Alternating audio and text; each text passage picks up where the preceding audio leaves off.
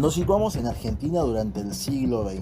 1983 se caracteriza por ser un año especial en el país. Después de 6 años de dictadura y luego de perder una guerra, los argentinos vuelven a votar. Por primera vez en la historia, el peronismo pierde una elección presidencial. El 40% obtenido por Ítalo Luder, el candidato peronista, es inferior al casi 52% que obtiene el radicalismo. Raúl Ricardo Alfonsín es electo presidente de una Argentina derrotada en lo moral, con una deuda millonaria con los organismos financieros internacionales y con una tradición de continuidad democrática prácticamente inexistente. El gobierno de Alfonsín debió enfrentar el problema de la transición a la democracia en un país con una larga tradición de gobiernos militares. Asume el 10 de diciembre de 1983 y con él comienza una nueva etapa en el país. Será la democracia más larga de la historia nacional. Una etapa nueva de la Argentina. Tenemos todos la enorme responsabilidad de asegurar hoy y para los tiempos la democracia y el respeto por la dignidad del hombre en la tierra argentina, porque un pueblo unido jamás será vencido.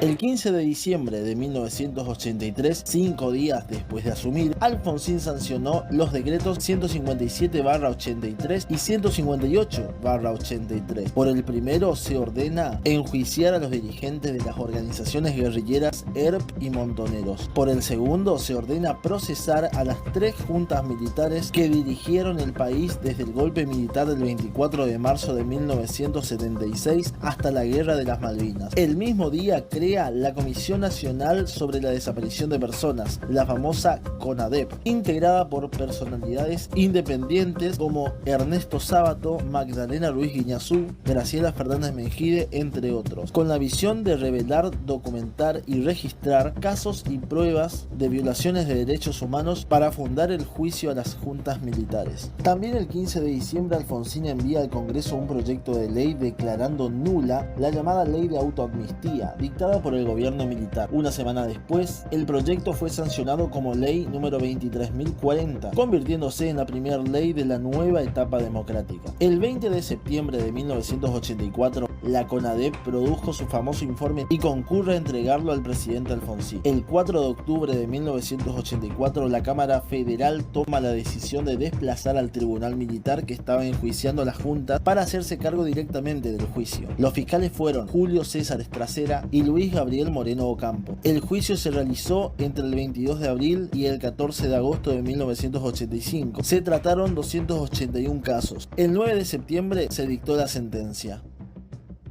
Condenando al teniente general Jorge Rafael Videla a la pena de reclusión perpetua, inhabilitación absoluta perpetua, condenando al almirante Emilio Eduardo Macera a la pena de prisión perpetua, inhabilitación absoluta perpetua, accesorias legales. El gobierno de Alfonsín estuvo permanentemente amenazado por los sectores de las Fuerzas Armadas que se negaban a aceptar el enjuiciamiento por violaciones a los derechos humanos durante el régimen militar anterior. Para intentar mantener bajo control el descontento de las Fuerzas Armadas, en 1986 Alfonsín debió intervenir personalmente para que el Congreso sancionara la ley de punto final, que estableció la paralización de los procesos judiciales contra los imputados de ser penalmente responsables de haber cometido el delito de desaparición forzada de personas durante la dictadura. Así que estamos enviando al Congreso de la Nación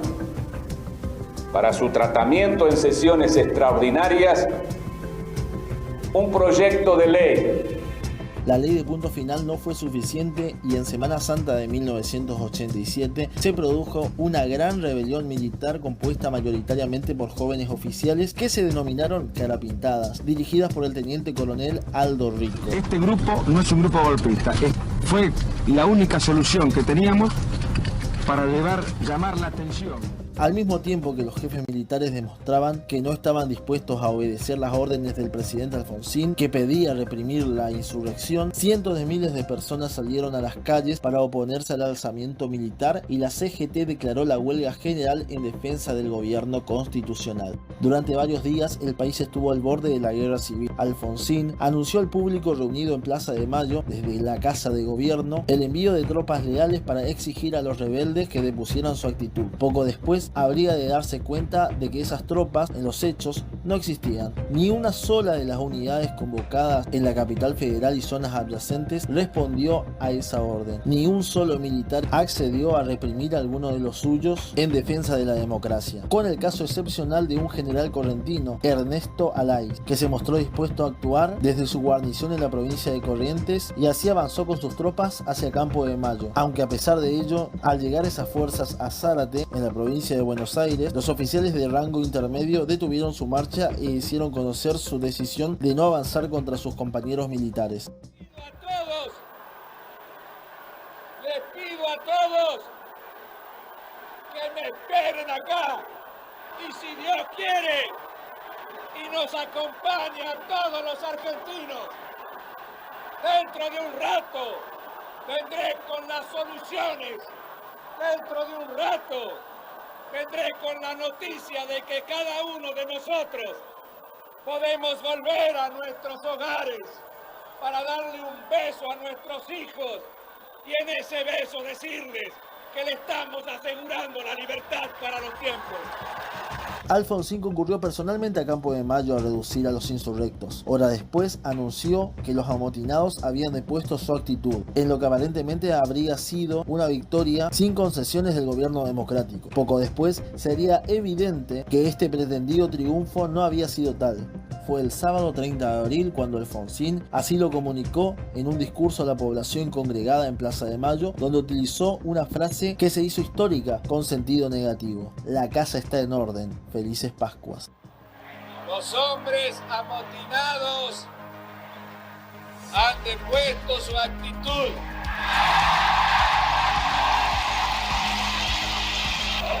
Para evitar derramamientos de sangre, instrucciones a los mandos del ejército para que no se procediera a la represión.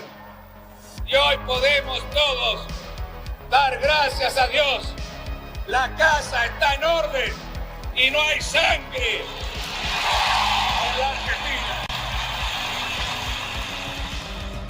Alfonsín, sin poder militar para detener un posible golpe de estado contra su gobierno, negoció con los líderes militares carapintadas la garantía de que no habría nuevos juicios contra militares por violación de derechos humanos. Esas medidas se concretaron en la Ley de Obediencia Debida y el reemplazo del general Héctor Ríos por el general José Dante Caridi al mando del Ejército Nacional. Este último, desde su cargo, comenzaría a defender públicamente la dictadura y la guerra sucia. Desde entonces Alfonsín debió enfrentar otras dos insurrecciones militares durante 1988 y un permanente estado de insubordinación de las Fuerzas Armadas. La ley de punto final y obediencia debida fueron objetos de fuertes cuestionamientos por parte de las organizaciones de derechos humanos, el movimiento estudiantil y las fuerzas políticas progresistas, incluidos sectores internos del radicalismo como la Juventud Radical y su brazo universitario, la Franja Morada. El gobierno de Alfonsín tenía detrás de sí una fuerza nueva, la civilidad que había votado sus propuestas de construir un Estado de Derecho, al cual los poderes corporativos, estos son las Fuerzas Armadas, la Iglesia y los sindicatos, debían someterse y consolidar un sistema político que resolviera los conflictos de una manera pacífica. El gobierno, en su diagnóstico de la crisis, consideró que los problemas económicos eran menos significativos que los políticos. Se propendió a la libertad de expresión, la libertad de opinión, se buscó una sociedad de participación, el pluralismo y el rechazo a los dogmatismos. Se realizó un programa de alfabetización masiva, el Congreso Pedagógico, la eliminación de la censura de las actividades artísticas. Hubo profundas transformaciones en la universidad y en el sistema científico. Volvieron los intelectuales del exilio, ocupando los medios de comunicación, y se los empleó como asesores o funcionarios técnicos. En el campo de las relaciones individuales se promovió la ley del divorcio vincular y la patria potestad compartida. Pero la situación económica en la que Alfonsín asumió el gobierno era realmente negativa, interna y externamente. Externamente, en 1982 estallaba la crisis de la deuda externa latinoamericana, ante la moratoria de México y la negativa de los acreedores a refinanciar préstamos. Internamente, la deuda argentina había pasado de 7.875 millones de dólares al finalizar 1975 a 45.087 millones de dólares al finalizar 1983. Por otro lado, el retraso salarial y la pobreza, que había aumentado del 5% en 1975 al 37% en 1982, anticipaba grandes presiones sociales una vez reconquistada la democracia. En una primera etapa, Alfonsín recurrió al esquema económico que el radicalismo había utilizado durante la presidencia de Ilia 20 años antes. En ese primer momento, Alfonsín y la mayor parte de la Unión Cívica Radical básicamente consideraba que la vigencia de las instituciones democráticas garantizaba que la economía diera respuestas a las necesidades de la población. De esa primera etapa proviene una frase recordada que repitió durante toda la campaña electoral: con la democracia se come, se cura y se educa. Democracia con la que se vota, pero también democracia con la que se come, con la que se cura y con la que se educa. A poco andar, fue evidente que el nacionalismo económico clásico del radicalismo, que estaba llevado adelante por el ministro de Economía Ginsburg, tenía serios problemas. Al finalizar 1984, el salario real había aumentado un 35%, pero la inflación alcanzó los 625% anual. En febrero de 1985, Alfonsín reemplazó a Ginsburg por Juan Vital Sourry con el fin de implementar una política económica que atacara frontalmente la inflación. El 14 de junio anunciaron por televisión la puesta en marcha del Plan Austral, por el que se creaba una nueva moneda, el Austral, y se congelaban todos los precios de la economía. El nuevo signo monetario se llamará Austral. Muere el peso, nace el Austral, un dinero fuerte y sano que no arrastra consigo la carga de la inflación. Para hacerlo simple, elimine 3 ceros de los pesos actuales. Ejemplo: 10.000 pesos igual 10 australes, 5.000 pesos igual 5 australes.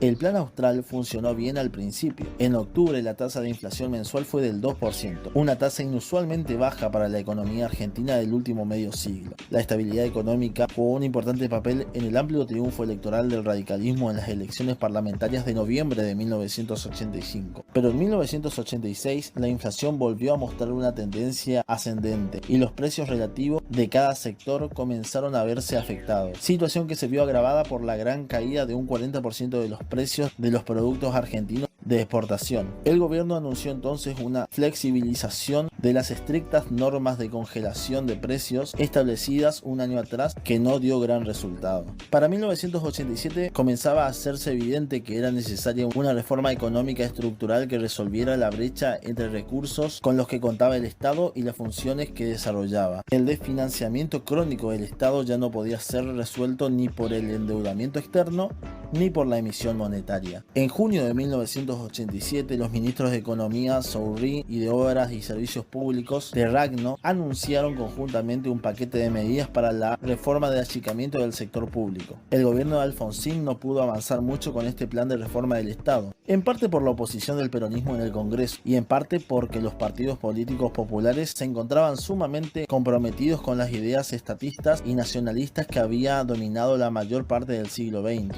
En abril de 1988, Argentina entró en moratoria de pago de su deuda externa. En agosto, la inflación alcanzaba el 27,6% mensual. En octubre, entonces, el gobierno de Alfonsín puso en práctica un plan de salvataje, el famoso Plan Primavera, cuyo objetivo primordial era llegar a las elecciones de 1989 con la economía bajo un mínimo de control. Básicamente consistía en un acuerdo de moderación del aumento de precios con la Unión Industrial Argentina y la Cámara Argentina de Comercios, y un nuevo régimen cambiario, en el que el Estado intermediaba en la compra y venta de divisas, lo que hoy llamamos cepo. El Plan Primavera duró poco, los operadores cambiarios lo rechazaron, no generó confianza y adicionalmente al comienzo de 1989 el Banco Mundial suspendió su ayuda a la Argentina. Como corresponde, el presidente de la Nación se responsabiliza por todos los actos que hacen a su gestión de gobierno. Pero esto de ninguna manera significa que aceptemos que hay una imprevisión en este tema, que haya culpables de lo que sucede. La inflación, que en febrero de 1989 era del 9,6% mensual, alcanzó el 78,4% en el mes de mayo, mes de las elecciones presidenciales, adelantadas intencionalmente por Alfonsín, algo que con el tiempo consideraría un grave error. La hiperinflación de 1989 llevó la pobreza del 25% a comienzos de 1989 al récord histórico de 47,3% en octubre del mismo año. En las elecciones presidenciales del 14 de mayo, el candidato de la Unión Cívica Radical, Eduardo Angelot, fue derrotado por Carlos Menem, pero aún faltaban 7 meses para la entrega del mandato que debían transcurrir en medio de la hiperinflación. Ante el riesgo de la disolución del Estado y la eventualidad de un nuevo golpe militar, Alfonsín renunció el 9 de julio de 1989 para anticipar la entrega del mando a Carlos Menem, debido a que por esos días una escalada de saqueos se dieron en todos los comercios y supermercados del país. He resuelto resignar a partir del 30 de junio de 1989 el cargo de presidente de la Nación Argentina, con el que el pueblo me honrara desde el 10 de diciembre de 1983. Tengo la esperanza de que sobre esta decisión no se ensayen explicaciones especulativas.